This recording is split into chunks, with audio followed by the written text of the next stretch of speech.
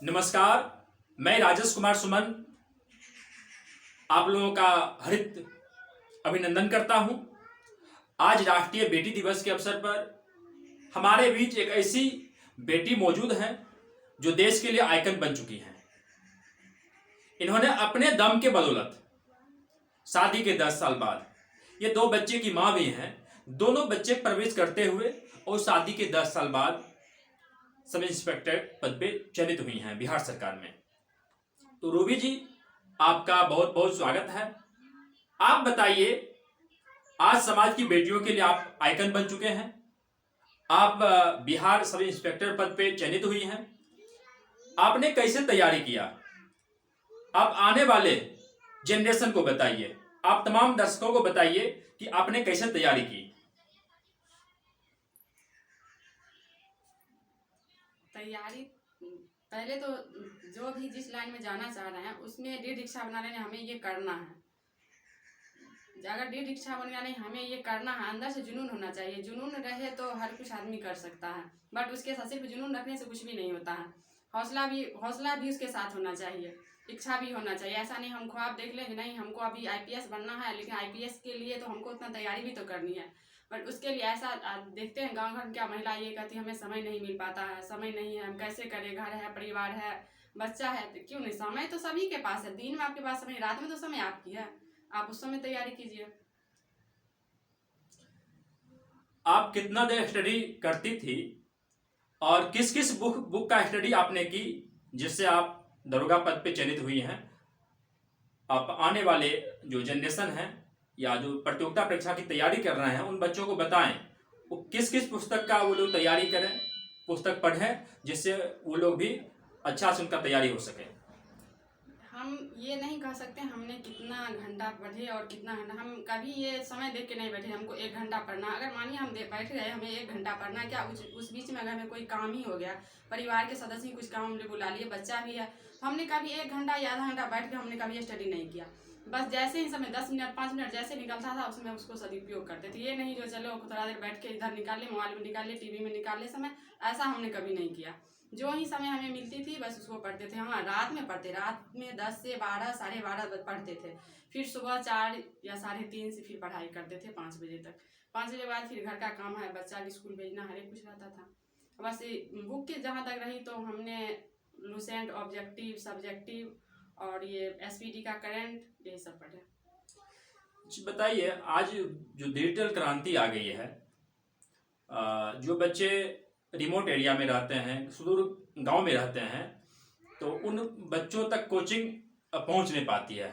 जो गरीब बच्चे हैं वो बच्चे बड़े बड़े कॉर्पोरेट कोचिंग में पहुंच नहीं पाते हैं। तो वो बच्चे कैसे डिजिटल के माध्यम से, कैसे यूट्यूब के माध्यम से पढ़ाई करके वो सफल हो सकते हैं? क्या यूट्यूब क्या सहायक हो सकता है? जी हाँ, बिल्कुल। तो यूट्यूब तो सभी के लिए बहुत सा है, बट उसका इस्तेमाल करना सही और गलत उसका नज़रिया होता है। हमें अगर फ़ोन ही मिल गई तो हमारे ऊपर डिपेंड करता है हम उसको कैसे इस्तेमाल कर रहे हैं, सही दिशा में कर रहे हैं या गलत दिशा में कर रहे हैं। तो यूट्यूब पे तो बहुत सारी चैनल ऐसा है, बहुत सारा संस्था ऐसा कोचिंग चल रही है जो यूट्यूब के माध्यम से, ऐसा तो मानिए वहाँ शहर में भी नहीं मिल पाती है, ऐसा ऐसा सुविधा यूट्यूब पे है, तो यूट्यूब के माध्यम से हम पढ़ाई कर सकते हैं।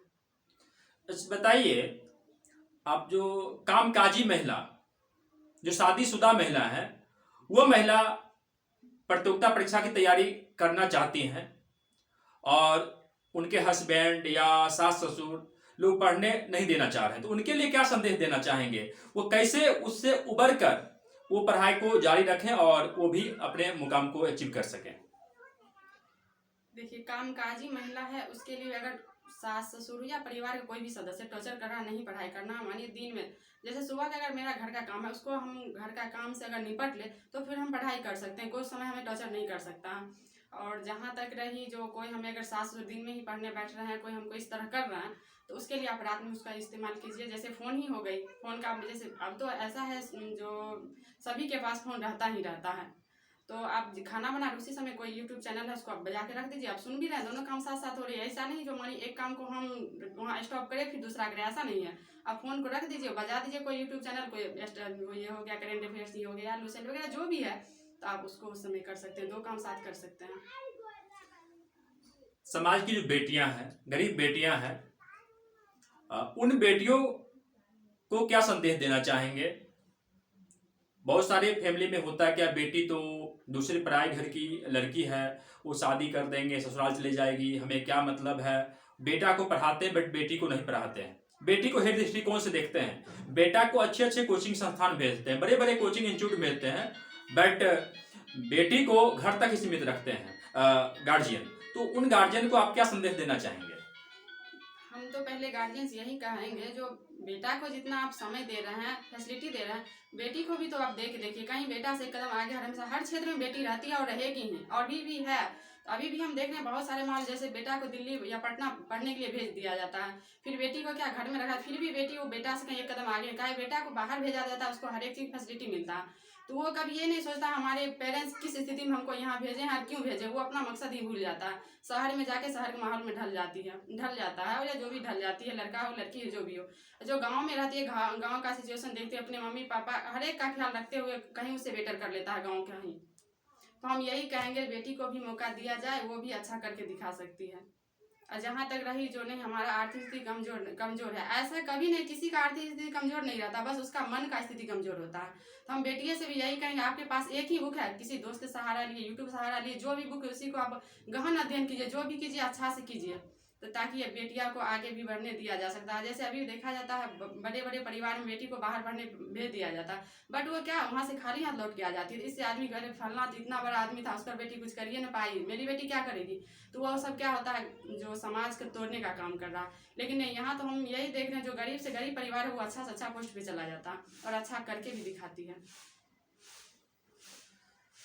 तो बहुत बहुत धन्यवाद आपको रूबी जी। आपका अगला मुकाम क्या है? आपका आगे का इरादा क्या है? आगे क्या बनना है, या यहीं तक सीमित रहना आपको? जी नहीं, यहीं तक हमें सीमित नहीं रहना। यहाँ तो मेरा तो ये फर्स्ट स्टेप है।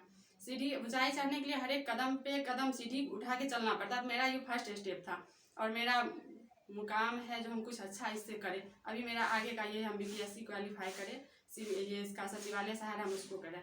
ये तो मेरे जाने का ये मन में ही नहीं था, लेकिन बस मेरे पेरेंट्स का मन था जो हमारे बच्चा ऐसा करे। तो खुद से पहले अपने पेरेंट्स को खुश रखना आदमी जरूरत रहता है। हमारे माता पिता हो गए, भैया हो गए, सास ससुर, मेरे परिवार में जो भी है, देवर हैं देवरानी है, सभी का इच्छा था नहीं कुछ करे, तो उनके लिए हमने ये किया, खुद के लिए नहीं। तो अभी आपने सुना रूबी जी को, जो अभी सफल एक महिला है, एक सफल बेटी भी है। आपने इनको सुना। आज ये देश की बेटियों के लिए, कामकाजी महिलाओं के लिए आइकन बन चुकी हैं। धन्यवाद।